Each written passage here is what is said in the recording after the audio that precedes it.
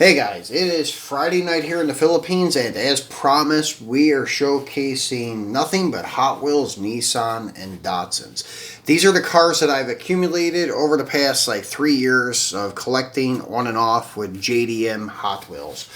I was collecting everything JDM that I liked, then I got out of it, sold everything, then got back into collecting just Nissan and Datsun. So that's all I pick up from Hot Wheels. I missed out on a few of the good ones, but still trying to backtrack and pick up some of them. Don't really have any of the RLC stuff, but I do have, as you can see, a bunch of the retail premium releases from probably the past, say, 4 or 5 years, since JH1 anyways. So, and as you can see, there's the Kenmeri and the 510 wagon and the Hako from JH1. I don't have the Toyota anymore or the RX3 because, once again, I'm trying to solely focus on Datsun and Nissan. The only JDM stuff that I've kind of expanded on a little bit is my mini GT stuff. I've mainly am trying to focus on the GT-Rs, but I did extend my collecting to the MK5 Supras and the 3000 GT Toyota, Supra. And then that is about it for now, but they're releasing a lot of other castings coming up, like the Honda S2000, which may be one to collect too. So we'll just see what they come up with. I did order their 510 wagon or 510 coupe from Cato House, but if you guys don't know yet, they're producing a 510 wagon too for Cato House. So that's still just in the sketch work where I haven't seen any kind of prototype yet. They just released that news a couple of weeks ago, so we'll be curious to see the prototype when it's released. So back to Hot Wheels though. That's what we're focusing on tonight, although there is one car here that does not belong. If you can see back here, and I'll bring these up front here in a second, the Nismo paint scheme. The R34, which we just showcased in our transports video last week, the R33 from the Boulevard series, and then the R32 from Mini GT. They just look killer together. The Mini GT looks small next to the R33 and R34 from Hot Wheels, but the Mini GT is true to scale. The R33 and R34 from Hot Wheels is slightly big. But still very nice castings.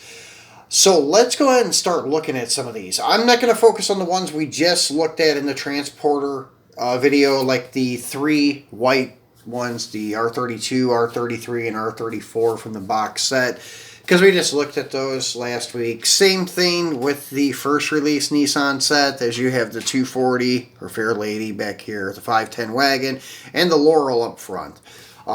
Didn't really intentionally do that, but all 3 Laurels that I have are sitting next to each other up here.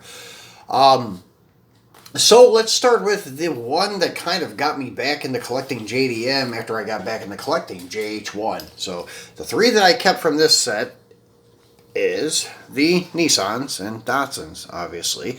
So here is your Kenmeri Japanese police car, which is pretty cool. And at that time, these were still in the small card, premium releases. So the small card premium releases were $1 or $2 cheaper than the Retro Entertainment, so they didn't come with all the details. So as you can see, there's no headlight tampos, no tail light tampos, but it does have a metal base and rubber tires, which is one of the main selling points for me, is the rubber tires. But it would have been nice to have front end and rear end details. So the wagon, same thing, but the wagon was this way for a long time, up until, I'll show you in a minute, the 50th anniversary release, and they started doing a front end tampo. Now this one is, I guess, what I would call semi-smooth grill. In certain lights it looks smooth, certain light it looks like maybe it has a little bit of texture. So basically I think it was like a textured mesh grill, and they just went a little heavy on the paint. So I know some people are looking for those variants of the smooth grill and mesh grill, but Really, I don't know. I mean, sometimes I think they just went a little heavy on the paint on some of them, but some of them look very flat and smooth. So I will say that there probably is a variant. But nowadays with the tampo on the front end, it really doesn't matter. As you can see, no tail light tampos, nothing like that, but still a very nice looking wagon. One of the first cars Hot Wheels released with the Advan livery in the premium stuff. Actually, it may be the first with the Advan livery in the premium stuff. They may have done a couple main lines prior to this, but I don't think so. I think this is the first. So, about the tampo on the wagon, we'll take a look at that. I'll show you the Hako first. This is the Hako from JH1. This had a variant also. This is the one of the last ones that had the variant. Actually, it may be the last one that had the variant of a cage and no roll cage. Usually the cage is the most sought after, but in some places people will say that the one in this series without the cage is actually rarer. I don't know. I prefer the one with the cage because it looks more realistic, like a race car. No front end detail, which is a shame because these look great with front end detail, and I'll point that out here in a second. No tail light detail. So thankfully, by the beginning of 2017, they put these premium series on a bigger card, which was kind of disappointing for guys that wanted the Protecto packs, but they started making the bigger card Protectos widely available. A lot of companies were making them now and such, so it's not that big of a deal. But once they moved them to the big cards, they started doing all the tampos on the front and rear and all that stuff. So now talking about that front and rear tampo, this is the first appearance of the wagon with a front end tampo. So, as you can see, they did the grille and headlights, turn signal, or high beams, whatever you want to call it there, on the front end. So, excuse me, guys. So, this is basically it. The first appearance of this front end tampo. That's why I said you don't really have to worry about, like, smooth grille or, like, mesh grille, because they're all going to look the same with this tampo on it. Then you have tail light tampos too, which is pretty cool, and also a Datsun emblem on the rear tailgate. So this is the first with all of those details. Pretty nice. Then the second was, well, the one from the box set I just showed you guys the other day. Now this one I like the front end tampo a little better with all four lights being white or clear, whatever it was supposed to signify. And once again, as you could see, this is like a mesh looking grill tampo. Let me put this one in the right lighting. Actually, that one doesn't have much detail to the grill. The Kato House one from the box set does, though. So pretty cool. This kind of reminds me of the first premium release of this from back in 2012 in the Boulevard series with the orange, well, it was 5 spokes at that time with that like turquoise blue look. This is a little more, I don't know, I guess it kind of almost looks like it has like a yellowed look to the blue compared to the other one, which was like a bright turquoise. This is more like greenish looking, but it gives me that feeling of like a yellowish clear, because even the off-white look of like the numbers and the stripes and the Kato House decal on the door. But still, yeah, pretty sweet piece. And as I said, this is the Fair Lady from the box set that we looked at just last weekend. Then you have the 3 back there, the 32, 33, and 34s, as I pointed out. Now, one that's pretty cool is this one from the Modern Classics set. It looks good with that lineup. This is your S14 from the Modern Classics lineup. And it just looks good setting back there with those 3 GT-Rs because it's just plain white. But this has more of a pearlescent. Those just look like a base coat, clear coat. Once again, nice details with the tail light tampos, cool plate. It says 14, so for the S14. Nice grille, headlight tampos, emblems. Hot Wheels is doing a fine job with their details on headlights, taillights, emblems, and such. And a lot of castings, they're casting in the mirrors, which is really cool. Then these new wheels, these 6-spokes look great. One of my favorites, although I like that 10-spoke, which I will point that out on. Yeah, I actually do have a couple cars out here with that wheel. Actually, the R34 has that wheel, so I will pull the R34 up here and show you guys my favorite, which I think I pointed that out in the Team Transporter video. But I do like these new, like, I think they're 10 spokes, 8 spokes or 10 spokes. Haven't really sat back and counted them. But this is also really cool. Looks like a typical like JDM wheel that they often run, those 6-spoke wheels. I forget the brand name of them, but pretty cool. Kind of like a modern like culture type wheel like the Watanabes used to be back in like the 60s and 70s. Which, another car that I really dig, this is my favorite Hako release so far. It's a shame that it didn't have the cage though. That's the only downside of this, but this thing looks killer with all the like race livery tampos and such, just like you would see on some of the Tamikas and some of the Kyoshos that have like the real realistic detailed tampos. But as I said, it's not so realistic without the cage, but hey, it is what it is. Now the front end detail is beautiful with the headlight covers, the intercooler, the lines, the grille. Then you have your tail light tampos. It looks really, really good. So there's actually an RLC Hako coming up that's going to be a must-have for me. It has the fender mirrors on it that they casted into it. I think it has opening hood or opening doors. I don't recall, but it's coming up soon from RLC. It almost looks like it's chrome plated or like a Spectra Flame silver. It looks really, really good. So that is going to be a must-have RLC release. Usually I don't go after the RLC ones because they're too expensive most of the time. Like as soon as they're released, they go through the roof. But that one will be one that I have to chase because that's my favorite Skyline, and just the fender mirrors being on it, and it being a Hot Wheels, and it has the Watanabes. That was another thing I forgot to point out here on this car. The wheels. The wheels are very like authentic. They look like the Watanabes, like they used to run race on the race cars and stuff. The JH1 is a little more realistic because most of the time they were just gray center with a chrome trim ring or chrome lip. Sometimes I guess they had the body color painted in the centers, but I think the gray is more accurate. Now, the last Hako I picked up was this guy from well, not the latest Retro Entertainment release, but the second from the last. This is your Forza Motorsports video game one, and this has those cool 10 spokes on it in gold. So it looks pretty cool in this car. Once again, front end detail.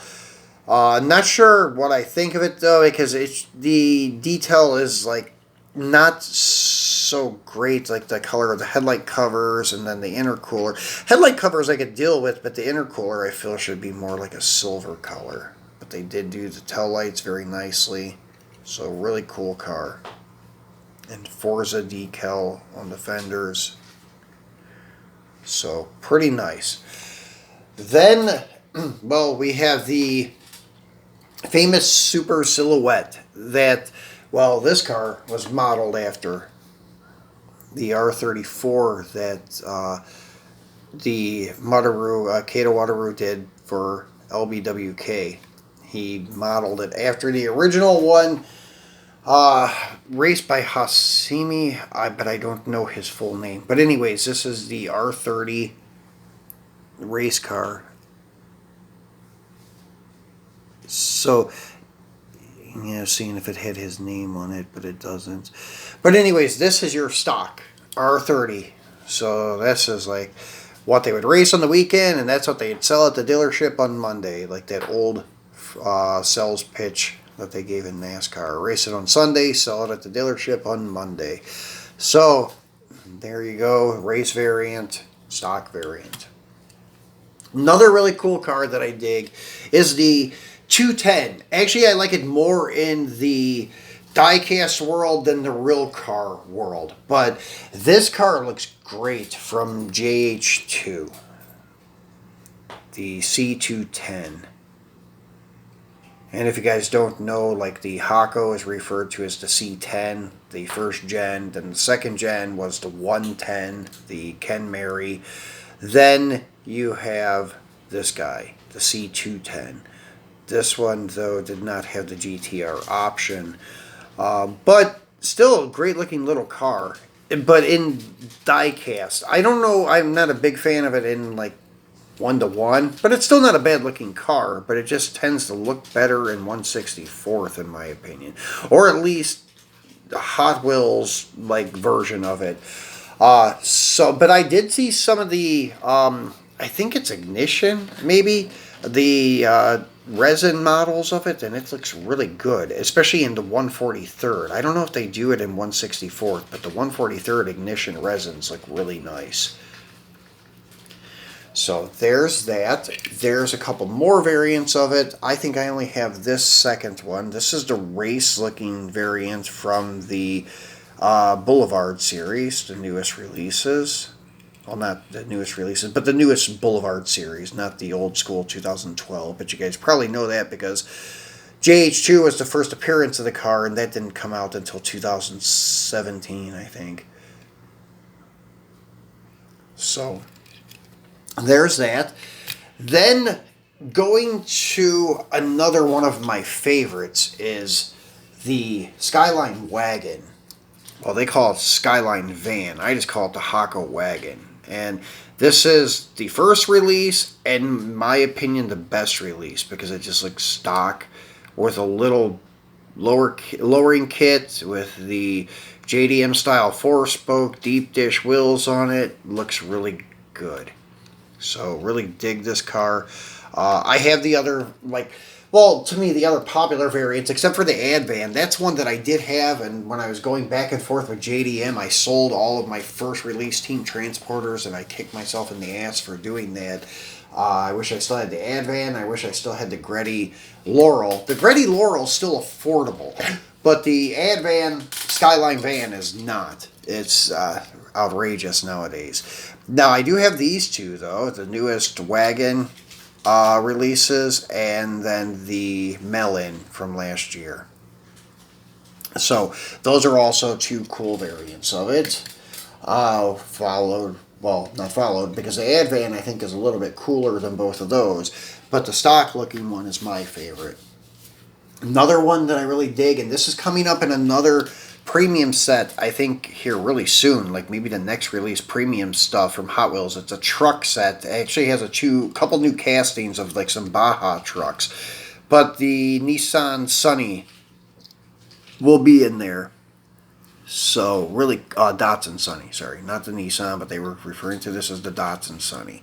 So really cool looking truck, just screams JDM. There's actually one of these near my apartment that's identical to this, except it's like a, I don't know, light blue, almost like an ice blue kind of color, and it is the spitting image of this truck. The 4-spokes, the flares, and low-profile tires just slammed on the ground. Looks identical to this, and it looks really good.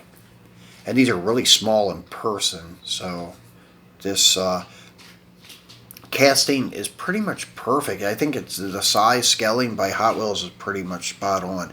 Another thing cool about this one is the details in the bed. They don't usually do this. This may be one of the first times they've done this on like a premium release with all those details like of the items in the bed. Really cool from Hot Wheels. Now, the one that I said didn't belong here, we'll move on to that one, is back here. And as I was saying, the 32 by Mini GT, I think I mentioned that earlier. So this is it here. So this is the guy that does not belong, but it looks great. One day I'm going to do a comparison of it with the Hot Wheels R32. I may pick up the Eno 64 R32 to kind of throw in the mix. But there is the 33 and then your 34. So that is 32, 33, and 34. But I will set them up front here so we can get a better look at them. But here's a really cool Datsun. This actually looked like Peter Brock's street car, the silver. So pretty cool with the ghosted in stripes. This is from JH2. JH2 is a really cool set because all of them except one were Nissan. Well, Datsun and Nissan. The oddball was another RX-3. So then this is probably one of the more popular Silvia S15s from Hot Wheels. And let me show you that again here in a second. Let me move some of these out of the way so I can put these guys up here and just kind of do a zoom in on them for you of how they look together, because they do look killer, even though, as I said, kind of screwing up my theme today of all Hot Wheels Nissans, but the 32, 33, and 34 Nismo paint job on all silver cars looks killer together. Just love the way that lineup looks. So, now going back, since I have this in my hand, this is the rear 4-spoke Team Transporter Fair Lady that we looked at the other day. So this car is like extremely hard to find. This is the rare part of that set. There's nothing special about the Transporter, as I pointed out last weekend. So back to the S15. This is one of the more popular ones by Hot Wheels, although the blue one from the Forza set, the first appearance of this car, is pretty popular too. Actually, it's more sought after than this one, I think. At least it is here. I don't know about in the States, but I know in the States it's going for pretty good money too. So this is Mona Lisa, the S15 from Tokyo Drift. Now, another car from Tokyo Drift, well, really isn't the car from Tokyo Drift. The one from Tokyo Drift, I think, was a 370Z. But they did that throwback thing, and this is my favorite Fair Lady that I have. I love the way this car looks with that. I was calling it tribal, but one of my viewers in the video that I unboxed this in had enlightened me that this was some kind of like beetle, and it has some kind of special story behind it, but I cannot recall what it was. And he said that they did eventually do the continuation of the paint job on the other side because it just looked incomplete. But in the movie, it was like this on the 370Z. Now this is just that throwback car 240 Fair Lady that they did, and that Fast and Furious premium set. So really cool looking car. Just love that metallic gray, the black graphics, the gray 4 spokes. Looks really cool.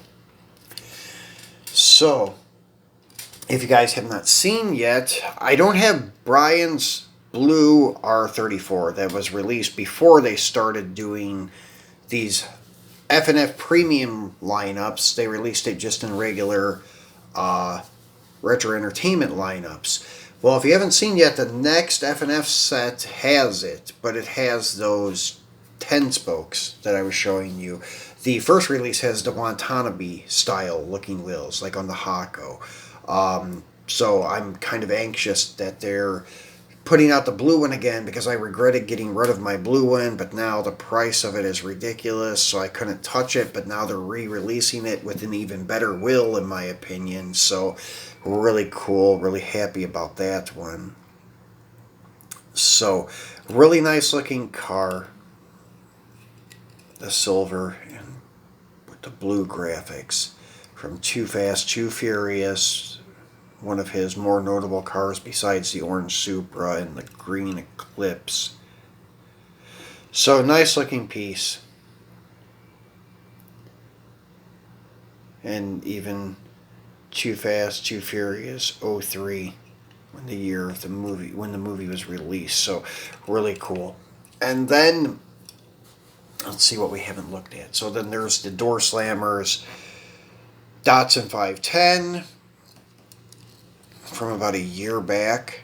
Pretty cool. Not so fond over the white wheels, but pretty cool paint job because number 71, the year, the vehicle and stuff. But I think it has some kind of racing heritage behind it too. But as I said, this one, the price was right, so I picked it up. That's the honest truth. I mean, that one doesn't appeal to me the way that the JH2 to silver does. Another F&F car, I think this is the only one I kept from that set because it's the S15. There may have been another one. I don't think so, though. This is the S15 from that quick shifter set, I believe it was. So I kept it. Looks pretty good with these 10 spokes. Pretty conservative looking with just this charcoal gray paint job. So nice looking car. Then kind of just doing a rundown. Then the next truck I had in this episode is the 93 Nissan Hardbody. And they did re-release this casting again in the convention truck. Haven't got one. Don't know if I will get one. So still one thing that is always confusing to me is on this casting, why is the passenger side window down and the driver's side window is up? They're all like that. So just wondering why. So I should ask Chris Walker because I think he had something to do behind the paint job and stuff, and he's a big mini truck fan. Maybe he can enlighten me on this. So, let's see then. Last but not least, well, we have another R33. I moved over to the side when I was putting those out. This is another F&F car. Can't remember what set this is from, but this is the only Nissan in that set. The set had the Corvette, the 65 Corvette Aletti, the AAR Cuda, and then the NSX. So this is the other one there. This is the only Nissan, I believe, in the set. So that's why I have him. That's why I held on to him. Pretty cool looking car. Not a huge fan of this paint job, but am a huge fan of the car. And it's an F&F car, so why not put it in the collection of Nissan Hot Wheels? So then we have another one of Brian's cars, pretty popular, the black R32. And it looks great. Actually, I'm going to move this. I did some pics on Instagram of the white one with the black one, like crossing paths. It looks like Spy versus Spy. So really cool set of cars. Then after this one, I'll do spin around, look at the back tail lights. They did a great job with like the Nissan emblem, the GT-R emblem, the tail light tampos, headlight tampos. As I said, Hot Wheels is doing a phenomenal job with detail on their cars, like with these headlight tampos and emblems and such. They look great. This is a great looking car. Then, well, last but not least are my Laurels up front here. And as I said, I'm missing one. As far as I know, there's four, well, actually two, because the latest mail-in from Target, I think, is the Laurel. Target or Dollar General is the Laurel with the same paint job as the Raptor that I unboxed a couple months back or a month back, something like that.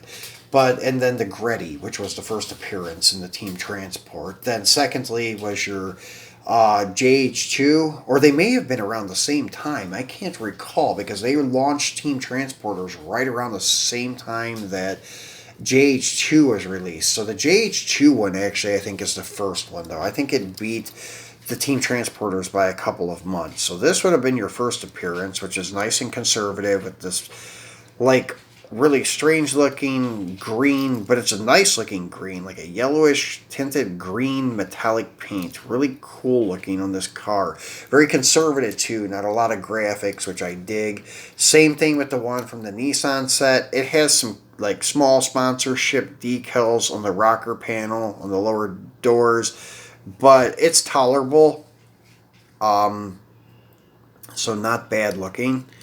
But this guy here from the Golf setup is a little bit loud with the blue and the orange, but it's correct for the Golf setup. Just with the orange spoiler and the orange base and the orange four spokes is a little much, but still not bad. I mean, it could go with the like the Bosso Zuka trend if it had big tailpipes coming out the back or something. So but anyways, it doesn't look bad. The only JDM one from, or the only Nissan one from that Golf set. So guys, that's all of them.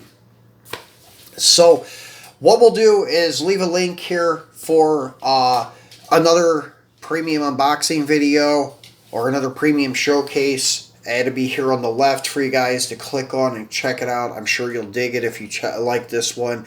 The icon here on the right is for you to subscribe if you have not done so yet. I will be back mid-week, well, probably early week next week, and I will be unboxing some new Mini GT stuff for you guys. I have a couple new MK5 Supras, the newest released Land Rover, and the newest Aventador, Lamborghini Aventador SVJ. Or SJV, I can't remember, to be honest with you. But anyways, we'll be unboxing those four come probably Tuesday.